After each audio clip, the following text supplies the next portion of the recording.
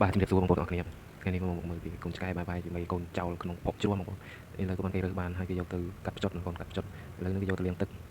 បាទលាងទឹកវាសម្អាតវាឲ្យស្អាតបាទរួចហើយគេហុំកណាត់បាទហុំកណាត់ហើយគេយកទៅដាក់ឲ្យវាដេកនៅលើតារាងរួចហើយគេដាក់ផលិតទឹកដោះគោបងបាទផលិតម្ដងតិចម្ដងតិចបងប្អូនឥឡូវនេះគឺវាឲ្យរៀនបើកហ្នឹងបងប្អូនឥឡូវចេះបើកចេះបើកហ្នឹងបងប្អូនបាទចេះបើកហើយពេលបើកហើយគេដេកយ៉ាង